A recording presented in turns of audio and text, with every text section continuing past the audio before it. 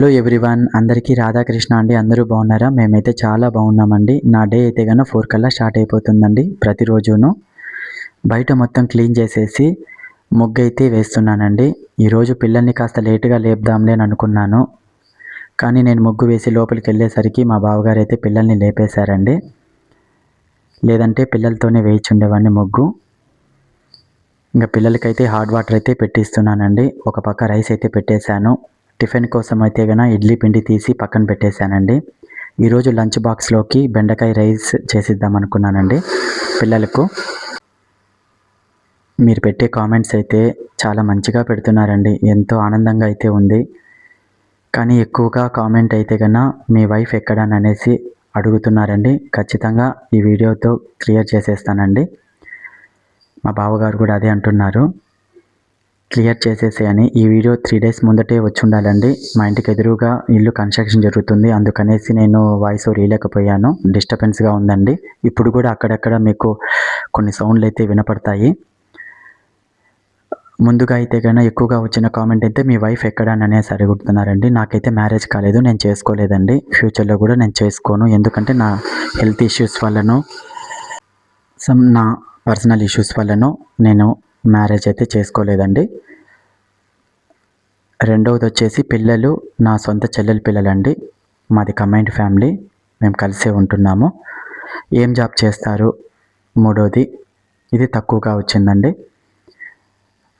నేను ఈ పని ఆ పని కాదండి, ప్రతి ఒక్క పని చేసేవాడిని, కానీ చేతిలో ఏదో ఒక పని ఉండాలనేసి బేకరీ వర్క్ అయితే బేకరీలో చేరాను. నా వయసు 10 సంవత్సరాల నుంచి కష్టపడుతూనే ఉన్నానండి. నాకు సపోర్ట్ అంటూ ఏం లేదు. ఫాదర్ సపోర్టు మా అమ్మగారేనండి. ఇంకా నాకంటూ ఎవరు సపోర్ట్ లేదండి. మెయిన్ సపోర్ట్ ఏదంటే మా అమ్మగారేనండి.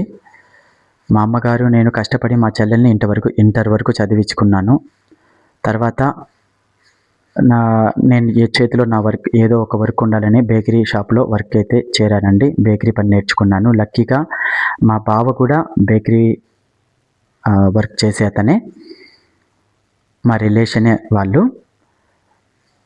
తను మ్యారేజ్ చేసుకున్న తర్వాత మేము కంబైన్డ్గా ఉన్నామండి. ఒక షాప్ అయితే పెట్టుకున్నాము.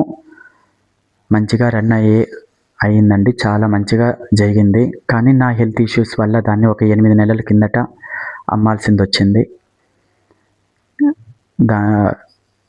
ఇంకా కొంచెం క్లియర్ అవ్వలేదండి. అయిన తర్వాత మళ్ళీ షాప్ పెట్టాలనేసి అనుకుంటున్నాను. ఇదేనండి, మీ డౌట్ అయితే క్లియర్ అయింది అనుకుంటున్నాను. ఎప్పుడు హెల్త్ కొంచెం సెట్ అవుతుందో అప్పుడు షాప్ అయితే పెట్టుకుంటామండి. ఇదే అండి, ఇంకా ఏం లేదు నా స్టోరీ అంటూ. నా పిల్లలు, మా ఫ్యామిలీ వచ్చేసి మా అమ్మగారు, నేను, నా 2 పిల్లలు, మా బావ, మా చెల్లెలండి. ఈ 6గురే నా కుటుంబము, ఈ 6గురే నా ప్రపంచము.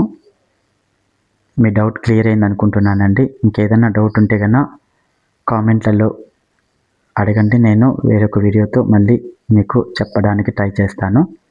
ఈ వీడియో నచ్చితే కన్నా లైక్ చేయండి, సబ్స్క్రైబ్ చేసుకోండి, సపోర్ట్ చేయండి ప్లీజ్.